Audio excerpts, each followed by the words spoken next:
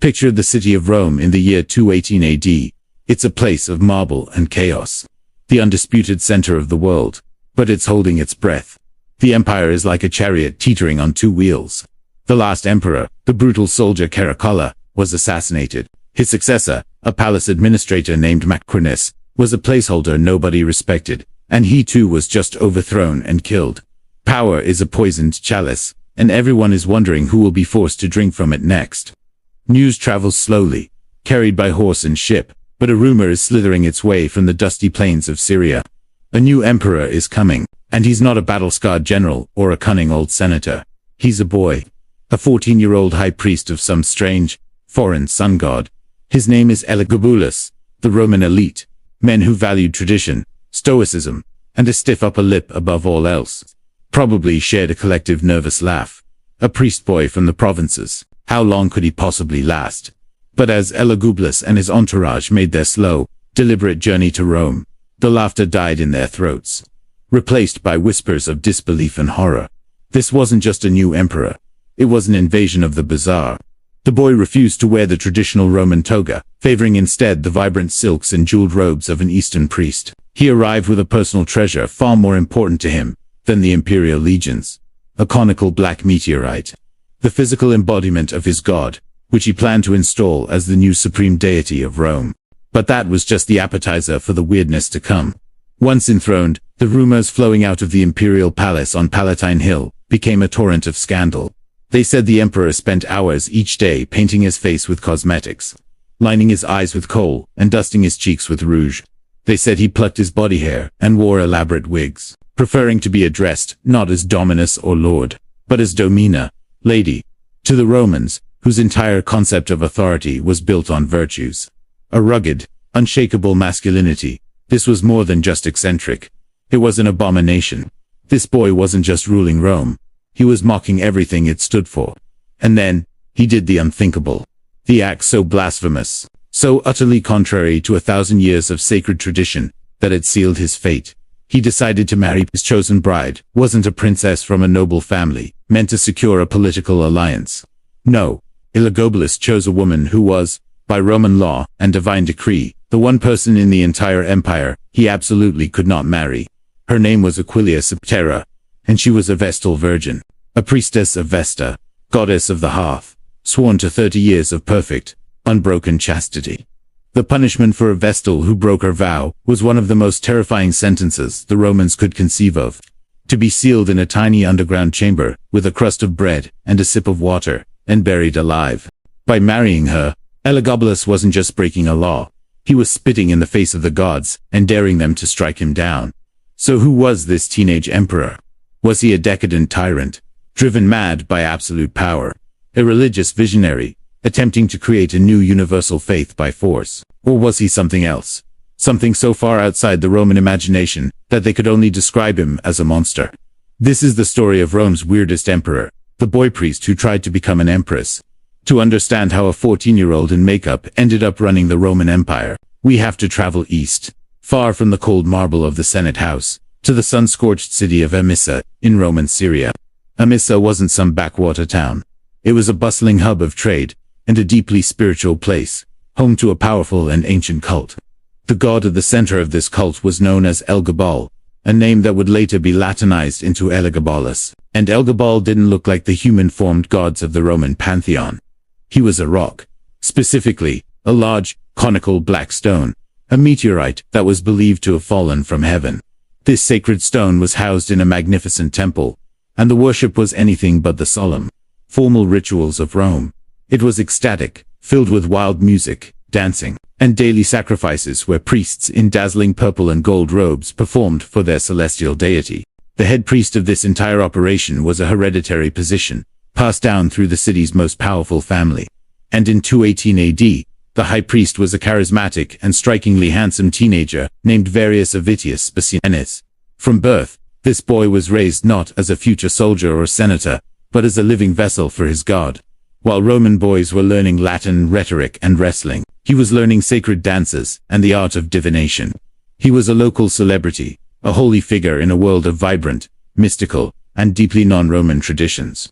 He was the keeper of the sacred black stone, and as far as he knew, That was his destiny. But his grandmother had bigger plans. Enter Julia Maesa, one of the most formidable women in Roman history. She was the sister of the former Empress Julia Domna, the wife of Emperor Septimius Severus.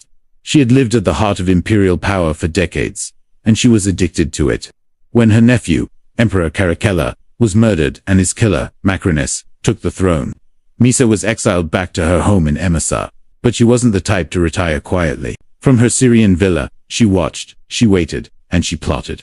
She saw the new Emperor Macrinus struggling to win the loyalty of the army, and she saw her two grandsons, both priests in the temple of Elagabalus. And then, she hatched a scheme of pure political genius. She started with a lie, a huge, audacious, and brilliant lie. She began whispering to anyone who would listen that her eldest grandson, the handsome young priest Varius, was not who he seemed. He was, in fact, the secret, illegitimate son of the beloved, murdered Emperor of Caracalla. It was completely untrue, but it was believable. Caracalla had spent time in the East, and the boy was just the right age. To seal the deal, Maesa used the one thing that always works in politics: money. She smuggled her vast family fortune out to the nearby camp of the 3rd Gallic Legion, promising the soldiers a fortune to switch their allegiance. One night, she presented the boy to the legionaries, dressed in his finest robes, looking every bit a young prince. She pointed out his supposed resemblance to their dead commander. The soldiers, already unhappy with their current emperor, and now significantly richer, enthusiastically proclaimed the 14-year-old priest the new emperor of Rome. The boy took the imperial name, Marcus Aurelius Antoninus, but history would remember him by the name of the god he served. Elagabalus, a provincial priest who worshipped a rock, was now the most powerful man in the world, on a collision course with a city that thought it had seen everything. It hadn't.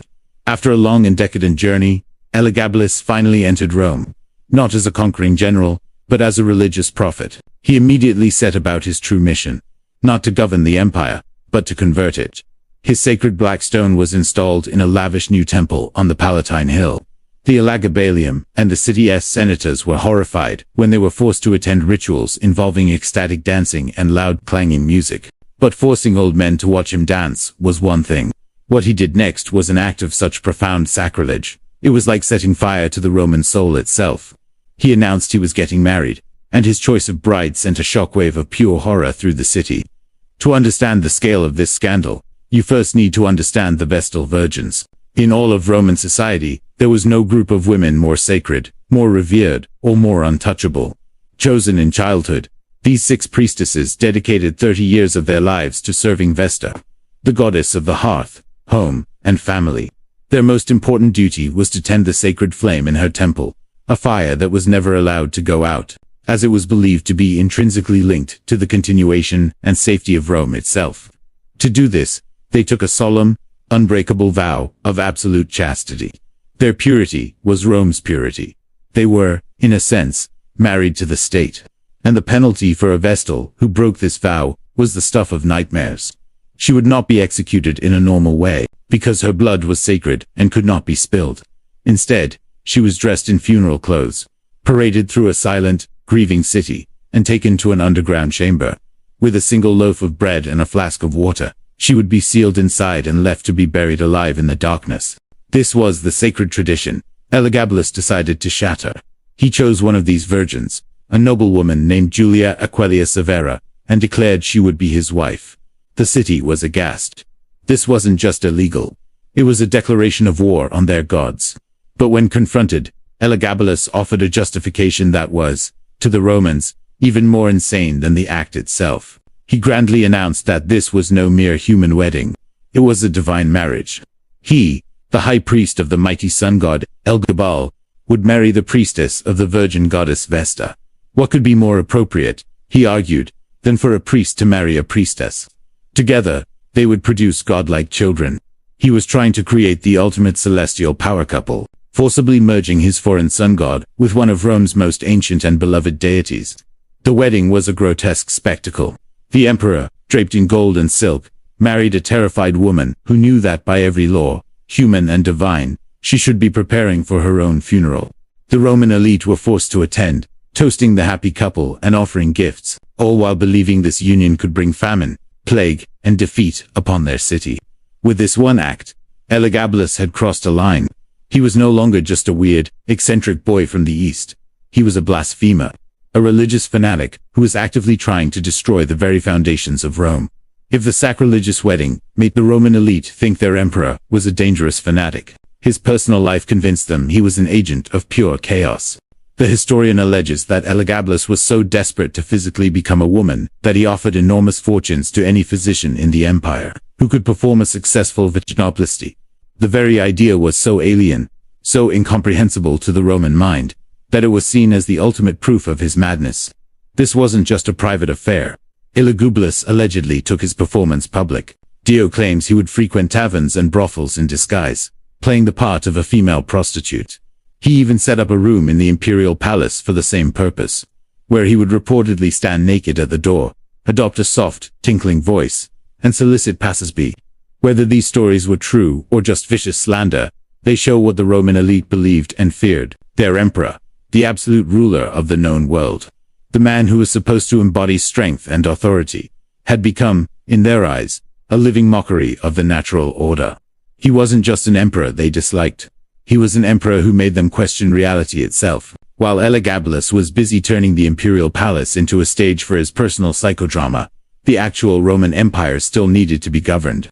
But his approach to statecraft was just as bizarre and contemptuous of tradition as his approach to religion and gender.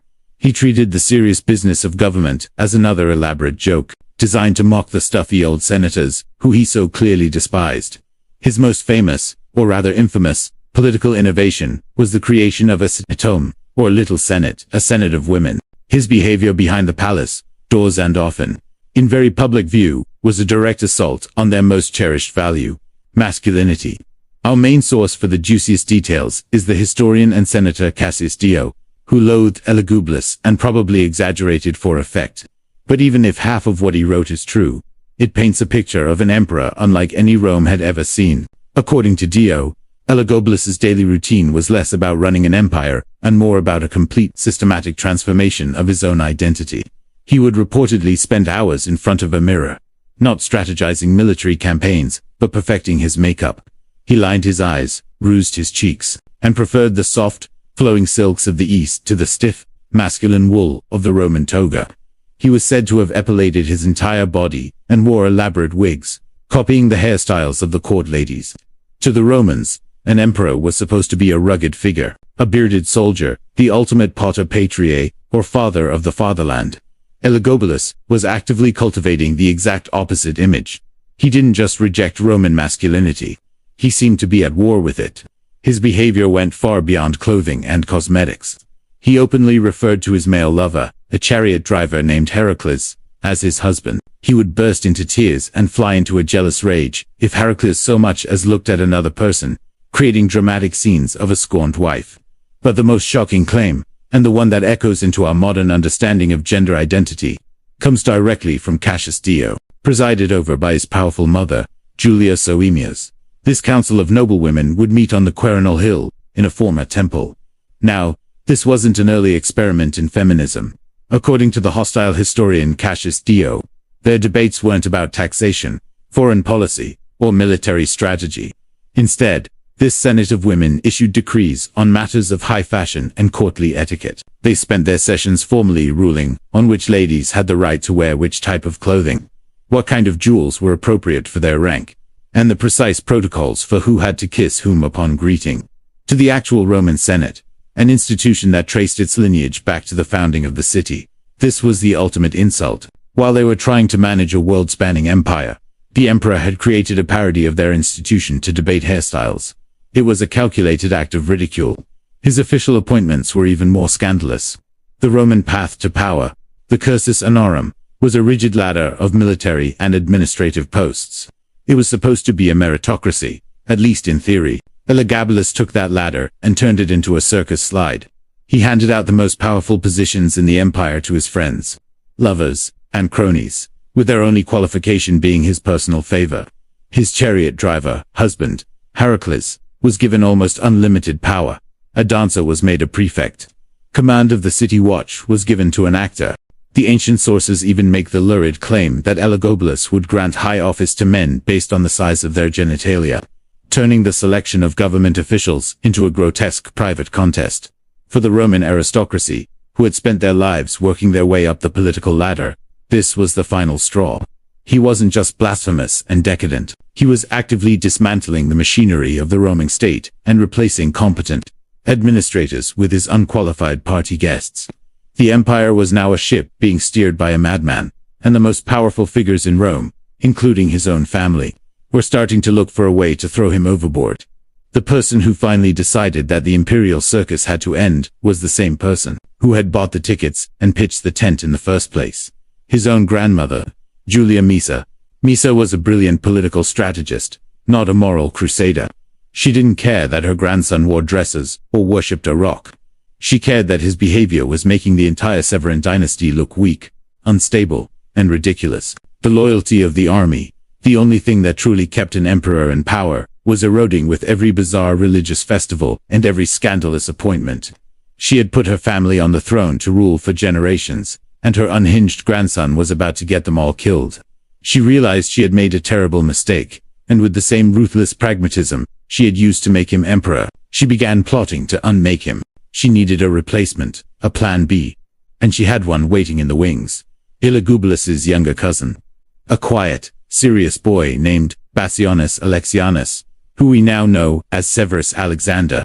While Elagabalus had been raised as a Syrian priest, Alexander was being given a proper, old-school Roman education. He was respectful, disciplined, and dignified. He was, in short, everything Elagabalus was not. He was the perfect antidote to his cousin's toxic reign. Mace's plan was a masterclass in manipulation. She went to Elagabalus, likely flattering his divine ego. "You are a living god," she would have argued. "You shouldn't be burdened with the tedious, earthly tasks of signing papers and meeting with senators. Why not adopt your cousin as your son and heir? Let him handle the boring chores of being Caesar while you focus on your holy work." Elagabalus, consumed by his own religious fantasies, fell for it completely. He formally adopted Alexander, making him his heir apparent. This was the opening Misa needed. While Elagabalus was busy trying to marry his son god to a Roman goddess, Misa and Alexander's mother, Julia Mamaea, went on a political charm offensive. They paraded the young, respectable Alexander before the Senate and, crucially, before the Praetorian Guard, the elite soldiers who served as the emperor's bodyguards. The guard, filled with battle-hardened veterans, were disgusted by Elagabalus's effeminate behavior and his preference for dancers over soldiers. In Alexander, they saw a proper Roman boy, a future leader they could respect. Soon, the soldiers were openly cheering for Alexander whenever he appeared. It didn't take long for the paranoid Elagabalus to notice that his cousin was stealing the spotlight. The cheers for Alexander were louder than the cheers for him. The soldiers, his own bodyguards, looked at him with contempt but treated his son with reverence. He realized he'd been outmaneuvered by his own grandmother. His divine fantasy came crashing into political reality. His designated heir was now his most dangerous rival, and the Praetorian Guard had already chosen their side. The stage was set for a final, bloody confrontation within the palace walls. The final act of Elagabalus's reign unfolded with the speed and brutality of a battlefield execution. Consumed by jealousy and paranoia, the emperor made his move. He ordered the Senate to strip his cousin Alexander of the title Caesar, and then, when the Praetorian Guard began to mutiny in protest, he tried a desperate gambit. He spread a rumor that Alexander was on his deathbed, hoping to gauge the soldiers' reaction. The reaction was not what he expected. The Praetorians didn't mourn. They exploded with rage, convinced Elagabalus had tried to poison their favored young leader. They refused all orders, barricading themselves in their camp and demanding that the emperor present Alexander to them, alive and well. Cornered and terrified, Elagabalus had no choice. He rode to the Praetorian camp in the imperial chariot, with his popular young cousin sitting beside him. As they entered, the scene confirmed his worst fears. The soldiers erupted into thunderous cheers for Alexander, while greeting their emperor with stony silence and open contempt. The humiliation was too much. In a final, suicidal fit of rage, Elagabalus pointed to the soldiers who were cheering the loudest, and ordered his loyal guards to arrest and execute them. It was the signal for all-out slaughter. The Praetorians drew their swords and charged. Elagabalus and his mother, Julia Soaemias, who had clung to him throughout the chaos, fled for their lives. They were quickly hunted down, reportedly found cowering in a large chest, where they had tried to hide. There was no trial, no ceremony. The enraged soldiers cut them down on the spot. But death was not the end of their humiliation. What followed was a ritualistic cleansing of the city's shame. The soldiers dragged their mutilated bodies out of the camp and through the crowded streets of Rome, for everyone to see. They tried to shove Elagabalus's corpse down a sewer, and when it wouldn't fit, they tied weights to it, hauled it to a bridge, and unceremoniously hurled it into the murky waters of the Tiber River, like common trash. The Senate, seizing the moment, officially declared a damnatio memoriae, the damnation of memory. His name was to be struck from all records, his face chiseled off every statue, his existence systematically erased. Rome wanted to forget its weirdest emperor had ever lived. Rome tried to forget Elagabalus. They tore down his statues, chiseled his name off of buildings, and threw his body in the river. But you can't erase a story that bizarre. The very historians who recorded his downfall, senators like Cassius Dio, wrote with such venom and loaded their accounts with such lurid details that they accidentally made him immortal. They tried to paint him as a cartoon villain, a monster of depravity, to justify his murder and legitimize the new reign of his cousin. But in doing so, they left us with a fascinating historical mystery. Who was the real Elagabalus, buried beneath all that propaganda? Was he simply a religious fanatic? A boy raised to be the high priest of a sun god, who, when given absolute power, sincerely tried to make his deity the supreme god of the empire. From his perspective, marrying a Vestal Virgin might have been a logical act of religious syncretism, a holy union of East and West. He wasn't necessarily trying to offend the Romans. He just fundamentally failed to understand them, blinded by his own zealous faith. Or was this simply the story of a teenager given the keys to the world? He was 14 when he came to power, and only 18 when he was brutally murdered. His reign was chaotic, self-indulgent, and obsessed with spectacle, the reign of a tyrant, and more like a out-of-control teenage party that ended by burning the house down. But there is a more modern, and perhaps more profound, way to see him. In his rejection of masculine clothes, his adoption of makeup and wigs, his preference for the title lady, and his reported desperate plea for gender-affirming surgery. Many today see Elagabalus as one of history's earliest, if unknowing, transgender figures. He lived in a world that had no language for what he might have been feeling. A rigidly patriarchal society where his actions could only be interpreted as madness, depravity, or sacrilege. Seen through this lens, his story is not one of tyranny, but of tragedy, a person profoundly at odds with the identity assigned to them at birth, who used their absolute power to try and live as their authentic self in the only way they knew how. So, who was he? A monster, a missionary, a misfit teenager, or a transgender empress, born to millennia too soon? The truth is, we'll never know. The real boy, Varius Avitus Passionis, was erased, replaced first by the god emperor Elagabalus, and then by the monster created by his enemies. His story remains one of history's great enigmas, a testament to the fact that sometimes, the weirdest chapters of the past are the ones that have the most to teach us about power, identity, and the timeless struggle to be oneself.